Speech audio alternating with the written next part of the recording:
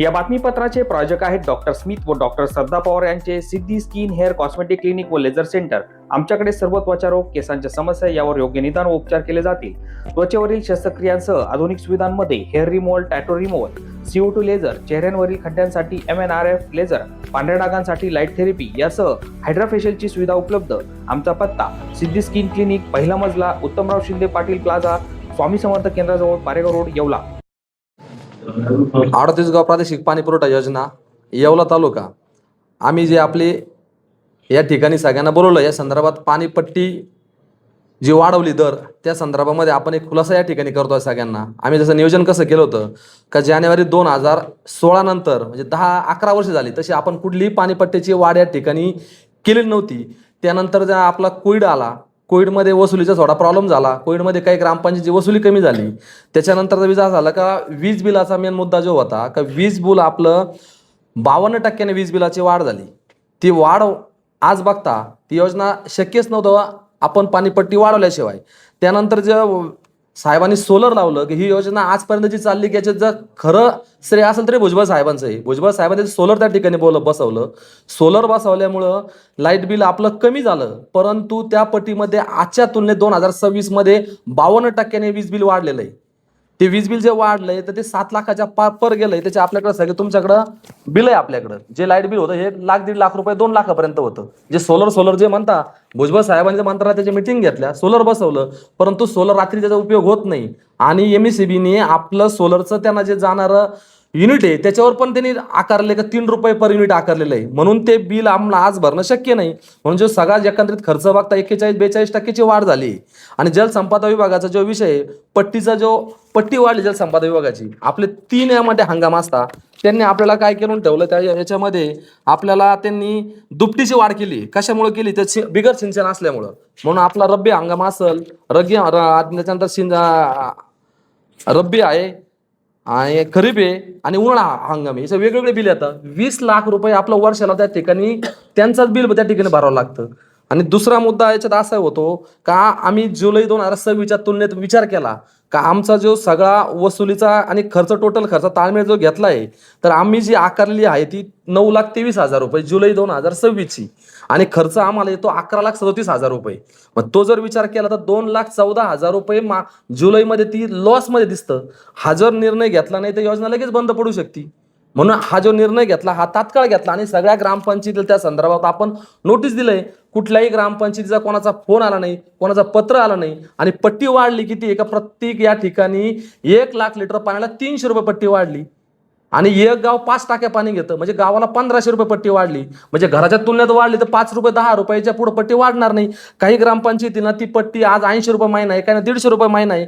या संदर्भात BDO साहेबांना आम्ही पंचायत समितीत बोलून त्या ठिकाणी सगळे प्रशासक आहे त्या ठिकाणी सगळ्या त्या ठिकाणचे ग्रामसेवक असतील, ज्या ठिकाणचे काही प्रशासक असतील त्यांना बोलवलं, BDO साहेबांकडे जी मिटिंग घेतली, त्याचा खुलासा सगळ्यांना केला। त्या ठिकाणी आम्हाला कोणी असं म्हणलं नाही की पट्टी तुम्ही वाढू नका, का एवढी का वाढवत आहे?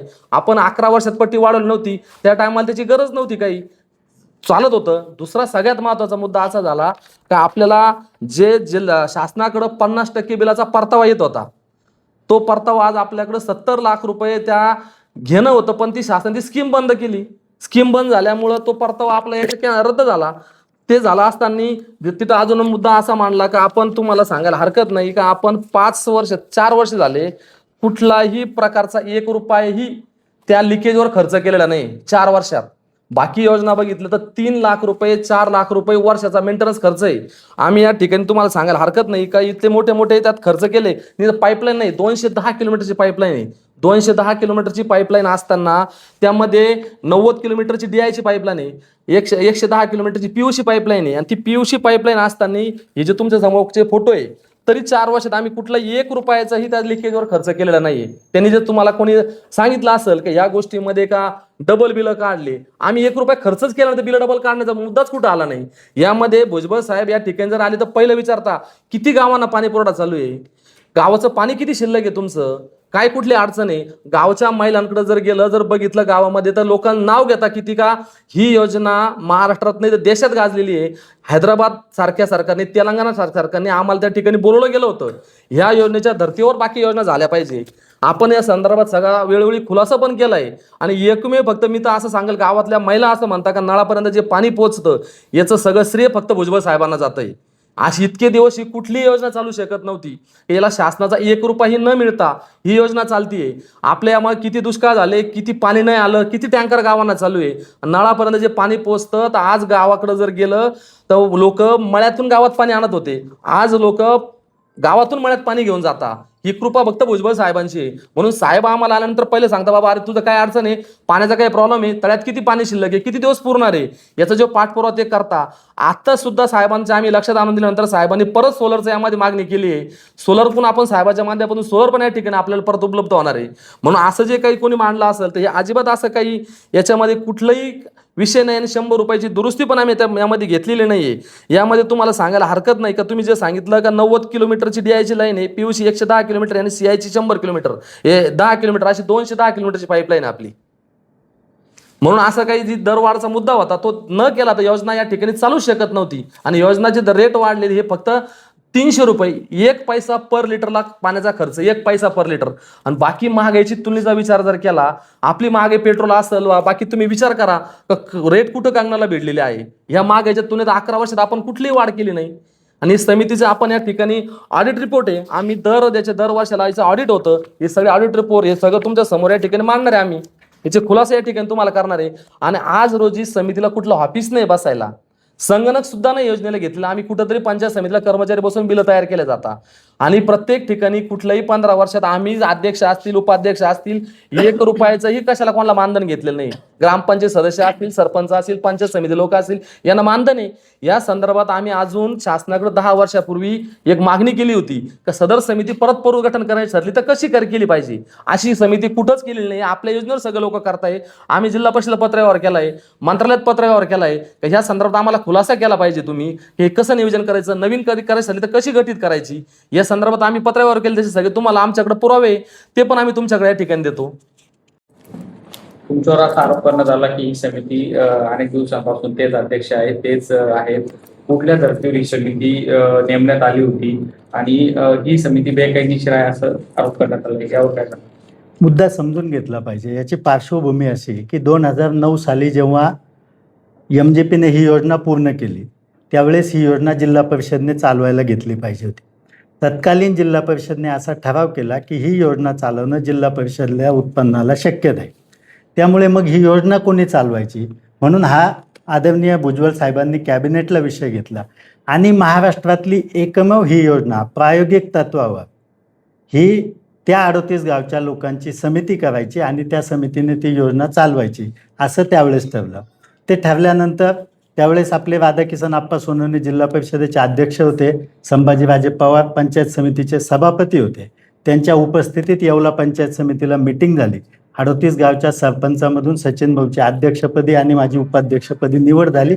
तिथून पुढे 1 एप्रिल 2012 पासून हा कारभार सुरू झाला.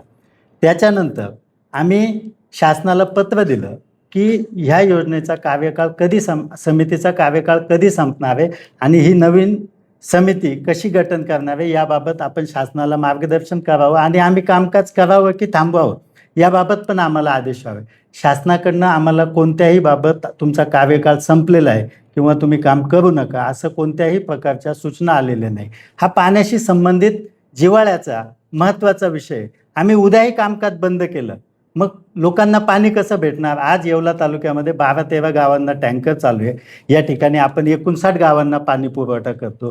ही योजना मोडकळीस येईल आणि शासनाचे जे आदेश आहे त्याच्याप्रमाणे आम्ही काम करतो. याचा आदरणीय भुजबळ साहेब हा 8 दिवसाला आढावा घेत असतात कामकाज कसं सुरू आहे याचा. असताना पाणीपट्टी वाढ का बरोबर नाही, मुद्दा असा आहे की 2015 साली आम्हाला लाईट बिल किती येत होतं तर साधारण 3-3.25 लाख रुपये महिन्याला येत होतं. आज 10 वर्षात विजेचे दर इतके वाढलेले की आज ते बिल जवळपास 7 लाख रुपये येतं. आज जर सोलर बसवलेलं नसतं तर आम्हाला 7 लाख रुपये लाईट बिल भरावं लागलं असतं. पण आज सोलर बसवलेलं असल्यामुळे आम्हाला 3 लाख रुपये लाईट बिल भरावं लागतं. त्यावेळचे विजेचे दरच मुळात 3 लाख रुपये होते. सोलर बसवलेलं असलं तरी त्याचा फायदा आज या ठिकाणी आम्हाला झालेला आहे. झालेल्या आम सरकारी पुरवठा योजना आहे त्या योजनेमध्ये बोगस बिलं काढून भ्रष्टाचार झाल्याचा आरोप झाला आहे. तो केवळ राजकीय विरोध म्हणून होतोय का त्याचं वास्तव नेमकं काय आहे? येवला 38 गाव योजना ही भारतातली एक नंबरची योजना आहे. वर्ल्ड बँकेने जो सर्वे केला 2015-16 साली, त्यावेळेस भारतातली ही एक नंबरची योजना म्हणून त्यांनी जाहीर केलं. म्हणजे हे येवलेकरांसाठी एक कौतुकाची बाब आहे की भुजबळ साहेबांनी हाताळत असलेली ही योजना भारताला आदर्श ठरलेली आहे. तेलंगणा राज्याने त्यांच्या कॅबिनेटला ठराव केला की येवल्याच्या 38 गाव योजनेच्या धर्तीवर आपल्या राज्यातल्या योजना तयार करायच्या आणि समितीमार्फत चालू. आज खरं म्हणजे आपल्या येवलेकरांचं हे दुर्दैव आहे की या योजनेवर असे आरोप केले जातात. आपला कारभार इतका पारदर्शक आहे की तो कधीही त्यांना पाहायला भेटेल. आम्ही जर ठरवलं असतं तर आम्ही त्या ठिकाणी चांगलं ऑफिस तयार केलं असतं, तिथं खर्च करायला पैसे होते. गेल्या 15-16 वर्षाच्या इतिहासात आम्ही बसायला साधी 1500 रुपयाची खुर्चीसुद्धा त्या ठिकाणी घेतली नाही. आम्हाला कोणत्याही प्रकारचं समितीला त्या ठिकाणी मानधन नाही. फक्त भुजबळ साहेबांचे जे आदेश आहेत की आपल्याला ही पाणी योजना सुरू ठेवायची, ही देशाला आदर्श ठरलेली योजना आहे, त्याच्याप्रमाणे आम्ही त्या ठिकाणी काम करतोय. लिकेजेसचा विषयाला खर्च करायचा विषय येतच नाही, कारण आपण जे कॉन्ट्रॅक्टर नेमलेले त्या कॉन्ट्रॅक्टरने वार्षिक छोटी मोठी लिकेजेस जे असतील ती त्याच्यामध्ये करायची आहे. ते स्वतःच करतात, पैसे देण्याचं कुणाला कारणच येत नाही. पाण्याच्या शुद्धतेबाबत देखील प्रश्नचिन्ह निर्माण करण्यात आले. हवाई मिश्रित पाणी येते असंही बोललं जातं. हाही गंभीर आरोप करण्यात. पाण्याच्या शुद्धतेबाबत आमच्याकडे कुठल्याही प्रकारची एकही तक्रार आलेली नाही. कधी तक्रार आली असेल तर आम्ही समितीचे अध्यक्ष, उपाध्यक्ष, BDO साहेब आम्ही त्या ठिकाणी जाऊन त्या शंकेचं निरसन करतो. परंतु जर काही ठिकाणी राजकीय आळया निर्माण झाल्या असतील तर त्याच्या आमच्याकडे काही तक्रारी आलेल्या नाही, त्याचं पण आम्ही निरसन करतो. की या समितीचे जे 38 गावांचे सदस्य आहे हे त्या गावचे पाणी पुरवठा व स्वच्छता समितीचे अध्यक्ष असले पाहिजे, सरपंच असले पाहिजे असं नाही. पण कायद्यात असं आहे की सरपंच हे पदसिद्ध त्या समितीचे अध्यक्ष असतात त्या गावचे. पण ज्या सरपंचांना वाटतं की आपल्याला स्वच्छता समितीचं पाणी पुरवठ्याचं अध्यक्ष व्हायचं नाही, ते सरपंचाच्या परवानगीने इतर गावातील कोणत्याही व्यक्तीला ग्रामसभेचा ठराव करून त्या स्वच्छता समितीचे अध्यक्ष करतात. आणि आज मी माझ्या विखरणी गावचा स्वच्छता पाणी पुरवठा समितीचा अध्यक्ष आहे. सचिन भाऊ त्यांच्या उंदेवाडीचे पाणी पुरवठा स्वच्छता समितीचे अध्यक्ष आहे. थोडक्यात ही समिती कायदेशीर आहे. निश्चितच कायदेशीर आहे आणि आदर्श आहे. मूळ मुद्दा असा आहे, ज्यावेळेस ही योजना तयार झाली ही 38 गाव पाणी पुरवठ्यासाठी योजना होती. परंतु ज्यावेळेस एक एक गावाची डिमांड वाढत गेली, लोक भुजबळ साहेबांकडे ते साहेब आमचं गाव जोडलं पाहिजे, आमच्या गावावरून पाईपलाईन गेलेली, आमचं गाव ॲड केलं पाहिजे, आमची वस्ती ॲड केली पाहिजे, असं करता करता आज माझ्या माहितीनुसार 62 गाव झालेली. ज्यावेळेस 62 गाव झाले त्यावेळेस त्या फिल्ट्रेशन प्लॅन्टची कॅपॅसिटी वाढवणं भाग पडलं. त्या मोटर जिथं 4 तास चालायची ती आज 8 तास चालती, 10 तास चालती, 12 तास पाणी फिल्टर व्हायला लागतं आहे. आणि आज त्याच्यामुळे नियमाप्रमाणे ती वीज बिल वाढणार आहे. आणि यांनी सांगितल्याप्रमाणे ती वस्तुस्थिती बरोबर आहे. पूर्वी ह्या योजनेसाठी 50% जिल्हा परिषद अनुदान द्यायची. जे लाईट बिल यायचे, उदाहरणार्थ यांना 3 लाख रुपये लाईट बिल येत असेल तर 1.5 लाख रुपये जिल्हा परिषद द्यायची, शासनाकडून यायचे 1.5 लाख रुपये यांना भरावं लागायचे. त्याच्यामुळे यांना ह्या योजनेचं काही वाटलं नाही. परंतु अचानक शासनाने ज्यावेळेस 50% पैसे देणं बंद केलं आणि 38 गावचे 62 गावं झाले. 62 गावं झाल्यामुळे त्या योजनेवरती लोड वाढला म्हणजे फिल्ट्रेशन वाढलं म्हणजे पाण्याची डिमांड वाढली. ज्या 38 गावाला पाणी लागत होतं, समजा एका वेळेस तलाव भरला तर 4 महिने पाणी पुरणार होतं, त्या ठिकाणी 62 गावं झाल्यामुळे ते 2 महिनेच पाणी पुरायला लागलं. म्हणजे त्याचा परिणाम असा झाला की इरिगेशनची पाणीपट्टी वाढली. आणि मेन मुद्दा कसा आहे, काही इरिगेशनला पावसाळ्यामध्ये पाणीपट्टी कमी असते, त्यावेळेस पुराचं पाणी मिळतं, पाणीपट्टी कमी असते. परंतु आपल्याकडे जनरली पावसाळ्यात कमी पाणी लागतं, डिमांड कमी असते. परंतु आपल्याकडे डिमांड ही उन्हाळ्यात जास्त वाढल्या जाते. आणि उन्हाळ्यात वाढल्यानंतर ते कमर्शियल रेट हा इरिगेशनचा लावला जातो. ती पाणीपट्टी मोठ्या प्रमाणात त्याचे पैसे हे करतात. हे सगळं करत असताना ज्यावेळेस यांचे 50% वीज बिल माफ बंद झालं, त्याच्यानंतर यांच्यावरती लोड वाढलं. मध्ये भुजबळ साहेबांनी मिटिंग घेऊन शासनाच्या माध्यमातून सोलर निर्माण केल्यानंतर बऱ्यापैकी यांचं लाईट बिल त्याच्यामध्ये कमी झालं. परंतु हे 62 गाव वाढल्यामुळे जो विजेचा दर वाढला, विजेची डिमांड वाढली, त्याच्यामुळे ती योजना चालवणं आज मी तिला 30% वाढ केल्याशिवाय शक्य नाही. यांनी तसं तर 50% करायला पाहिजे होती या मताचं मी, कारण मी पण अनेक संस्था चालवतो. त्याचं कारण असं ज्यावेळेस येणारा आणि जाणारा हा खर्च मिळ कुठेतरी बसला पाहिजे. परंतु साहेबांनी सांगितलं की बाबांनो, जनतेवरती लोड आला नाही पाहिजे, आपल्याला सगळ्यांना पाणी द्यायचे, त्याच्यामुळे यांनी ते 30% वाढवली आणि ती योग्य, असं काही गैर नाही असं मला वाटतं.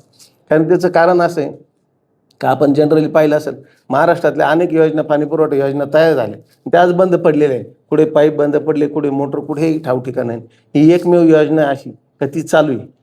आणि ह्या योजनेसाठी माझ्या ते 8-10 वर्षापूर्वी पण एक असा वाद निर्माण झाला होता.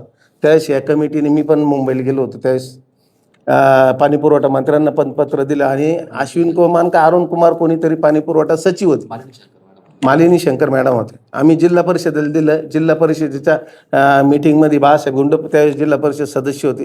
तिथं असा चर्चेला विषय आला का बाबा या कमिटीला आपल्याला पुनर्वसन करण्याचा अधिकार नाही, आपल्याला राज्य सरकारकडे याचं मार्गदर्शन मागावं लागणार आहे.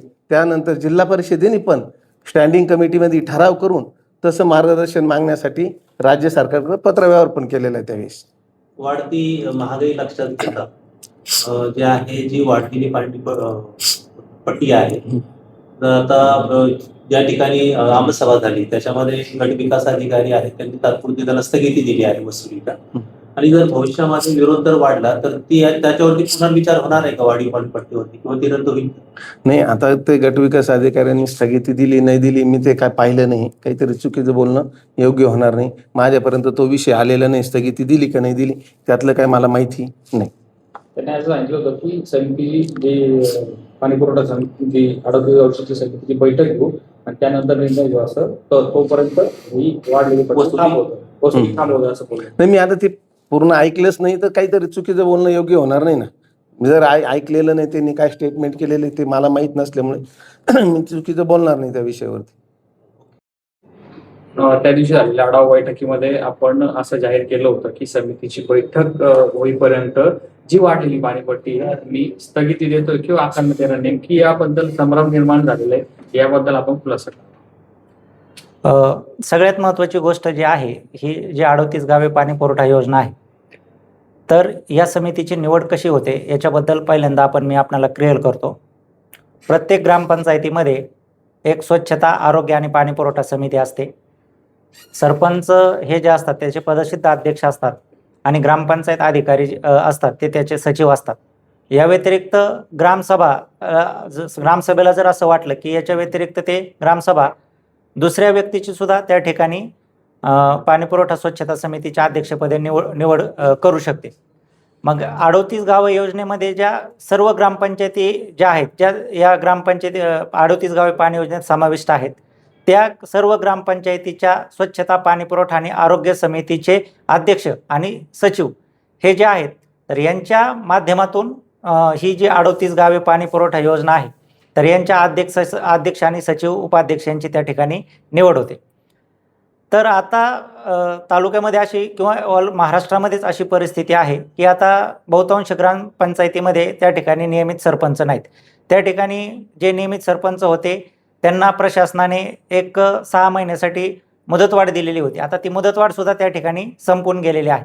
म्हणजे स्वच्छता आणि गाव पातळीवर काम करणाऱ्या स्वच्छता, आरोग्य आणि पाणीपुरवठा समित्या ज्या आहेत ते सध्या तरी त्या ठिकाणी कार्यरत नाहीत. ज्यावेळेस आता या संदर्भामध्ये ह्या समितीचं पुनर्गठन करायचं असेल किंवा त्याच्यामध्ये काही निर्णय घ्यायचा असेल, तर या समितीचे जे अध्यक्ष आणि सचिव यांची त्या ठिकाणी मीटिंग घेण्याची आवश्यकता आहे. परंतु या समित्याच कार्यरत नसल्यामुळं आता जी 38 गावे पाणी पुरवठा योजनेची जी कार्यरत समिती आहे त्यांच्या माध्यमातूनच आपल्याला त्या ठिकाणी निर्णय घेणं आवश्यक आहे. त्याच्यामुळे भविष्यात ज्यावेळेस निवडणुका होतील आणि निवडणुकीच्या माध्यमातून त्या ठिकाणी सरपंच त्या पदावर बसतील, त्यावेळेस आम्ही त्या आरोग्य, पाणी पुरवठा आणि स्वच्छता समित्या ज्या आहेत तर त्यांची निवड झाल्यानंतर तालुका पातळीवरती आम्ही आणि दुसरी गोष्ट अशी आहे की या समितीच्या पुनर्गठनाच्या संदर्भामध्ये ऑलरेडी शासनाला आपण त्या ठिकाणी मार्गदर्शन मागवलेलं आहे. ते मार्गदर्शन पण आपल्याला त्या ठिकाणी मिळालेलं नाही. तर आम्ही परत एकदा शासनाला रिमाइंडर पाठवू आणि या समित्यांचं पुनर्गठन कसं करायचं तर याच्या संदर्भात शासनाला परत मार्गदर्शन मागू आणि शासनाकडून मार्गदर्शन मिळाल्यानंतर त्या ठिकाणी आम्ही समितीचं पुनर्गठन करण्यासंदर्भातची प्रक्रिया करू. आणि दुसरा जो मुद्दा आहे की स्थगिती दिली, तर सध्या जर 38 गावे पाणी योजनेचा एकूण जर खर्च बघितला तर वीज बिलामध्ये जवळजवळ 51% त्या ठिकाणी वाढ झालेली आहे आणि योजनेचा एकूण खर्च जो आहे तो 40% त्या ठिकाणी वाढलेला आहे. त्याच्यामुळे ही योजना जर आपल्याला कार्यरत ठेवायची असेल तर ही वाढ करणं त्या ठिकाणी गरजेचं आहे. आता मी त्या दिवशी त्या ठिकाणी असा स्टँड घेतला की जोपर्यंत या 38 गावचे सरपंच आणि सचिव आहेत त्यांची आम्ही एकत्रित म्हणजे बैठक लावून जोपर्यंत आम्ही काही निर्णय घेत नाहीत तोपर्यंत आम्ही याच्या जी वाढ केलेली आहे 30%ची त्याला तात्पुरत्या स्वरूपामध्ये आम्ही वसुलीला स्थगिती देऊ. परंतु आता 38 गावाच्या अंतर्गत ज्या ग्रामपंचायती आहेत तिथं स्वच्छता आणि पाणी पुरवठा समित्या ज्या आता कार्यरत आहेत तर त्या अस्तित्वात नसल्यामुळे त्यांची आता बैठका घेण्याचा या ठिकाणी प्रश्नच येत नाही. त्याच्यामुळं 38 गावे पाणी योजना जी कार्यरत समिती आहे या समितीने जी 30% जी वाढ केलेली आहे ग्रामपंचायतीसाठी आणि 20% खाजगी प्रयोजनासाठी, तर ही वाढ आपल्याला त्या ठिकाणी ही योजना जर आपल्याला चालू ठेवायची असेल तर ती वाढ त्या ठिकाणी करावीच लागणार आहे. त्याच्यामुळे त्याच्यानुसारच याच्या पुढची जी कार्यवाही आहे ती होणार आहे. तुम्ही जी तात्पुरती स्थगिती दिली होती किती दिवसांसाठी दिली होती? आता तुम्ही म्हणता की बैठक झाली, जोपर्यंत बैठक होते तोपर्यंत स्थगिती लागू राहील का? नाही, तर आता तालुकास्तरीय समिती जी आहे तर त्याचे अध्यक्ष, उपाध्यक्ष आणि सचिव आणि त्यांची जी समिती आहे तर त्यांनी ते बैठक घेतलेली आहे आणि ही जी 30% वाढ करण्याचा त्यांचा निर्णय त्यांनी कायम ठेवलेला आहे. त्याच्यामुळं भविष्यात जोपर्यंत त्या समितीचं पुनर्गठन होत नाही किंवा 38 गावचे त्या ठिकाणी स्वच्छता पाणी पुरवठा समित्या त्या ठिकाणी कार्यरत होत नाहीत तोपर्यंत हा 30% दरवाढीचा निर्णय हा कायम राहणार आहे. तर ग्रामस्थांनी जो आहे तर ती पाणीपट्टी त्याच्यावरती फेरविचार व्हावा किंवा ती कमी करावी असा जर एक प्रस्ताव आपल्याकडे पाठवला तर त्या संदर्भामध्ये पुनर्विचार असा काही होईल का? आता याच्यामध्ये गाव पातळीवर या संदर्भात निर्णय घेण्याचा जो अधिकार आहे तर त्या गाव पातळीवरच्या स्वच्छता पाणी पुरवठा समितीचे जे अध्यक्ष आहे आणि सचिव आहेत यांनाच आहे. त्यामुळं हे अध्यक्ष सचिव जोपर्यंत अस्तित्वात येत नाहीत त्याच्यामुळं ह्या समित्यांचं जे मत आहे ग्राम पातळीवरच्या त्यांनी जर आम्हाला काही लेखी दिलं तर त्याचा आम्ही निश्चितच विचार करू. परंतु याच्या व्यतिरिक्त ज्यांचा योजनेशी म्हणजे कुठल्याही प्रकारचा काही संबंध नाही असे जर लोक त्याच्यामध्ये काही हे करत असतील, कारण की योजना जर आपल्याला चालू ठेवायचं असेल तर पुढे आता महागाईचा जर विचार केला तर आपल्याला ही वाढ त्या ठिकाणी करावीच लागणार आहे. जे आता काही ग्रामपंचायत पट्ट्या थकल्या त्यांना वसुलीसाठी आपण काही पाऊल उचललं? आता मागच्या 2 महिन्यापूर्वी हा विषय माझ्यापर्यंत आला की बाबा आता योजनेचा खर्च आपल्याला वाढतोय तर आम्ही आता ग्रामपंचायत स्तरावर आता प्रशासकांना शासनाने स्थगिती दिलेली आहे. तर ग्रामपंचायत पातळीवर आता आमचे ग्रामपंचायत अधिकारी आहेत त्यांच्या आम्ही प्रत्येक आमच्या 15 दिवसाला महिन्याला ज्या आढावा बैठका असतात याच्या अनुषंगाने आपण त्या ठिकाणी त्यांच्या नियमित बैठका त्या ठिकाणी घेत असतो आणि बैठकांमध्ये हा वसुलीचा विषय जो आहे त्या ठिकाणी आपण घेत असतो. त्यासोबतच शासन स्तरावरून जे गौण खनिजाचं अनुदान ग्रामपंचायतींना प्राप्त होतं ते सुद्धा आपण त्यांच्याकडे काही जर थकबाकी असेल तर या योजनेकडे आपण त्या ठिकाणी खर्चासाठी वर्ग करतो. आणि याच्या व्यतिरिक्त जर काही ग्रामपंचायतींनी भविष्यामध्ये त्यांची थकबाकी जर वाढतच गेली आणि त्यांनी जर वेळेवर वीज बिल भरलं नाही तर एक शासन स्तरावरून या योजनेचा पदसिद्ध सदस्य सचिव या नात्याने त्या ग्रामपंचायतीचे जे ग्रामनिधी किंवा पाणी पुरवठ्याचे जे अकाउंट आहेत ते सुद्धा होल्ड करण्याचे मला अधिकार आहेत. त्याच्यामुळं भविष्यामध्ये सगळ्यांनी वेळेवर ही जी आहे तर कर मागणी जी आहे योजनेची जी मागणी आहे तर ते सगळ्यांनी सर्व ग्रामपंचायतींनी त्यांचा पैसे वेळची वेळी भरण्याची आवश्यकता आहे. या बातमीपत्राचे प्रायोजक आहेत डॉक्टर साताळकर यांचा दातांचा दवाखाना, दंतरोग व मुखरोगावरील उपचार व निदानाचे एकमेव ठिकाण, root canal, digital x-ray, smiling designing, वेडेवाकडे दात सरळ करणे, मशीनद्वारे दात साफ करणे, लहान मुलांच्या दातावरील सर्व उपचार, आधुनिक सुविधा उपलब्ध. आजच भेट द्या. गाळा number 41, Ambedkar shopping centre, Vinchur road, शिवसृष्टीजवळ, येवला.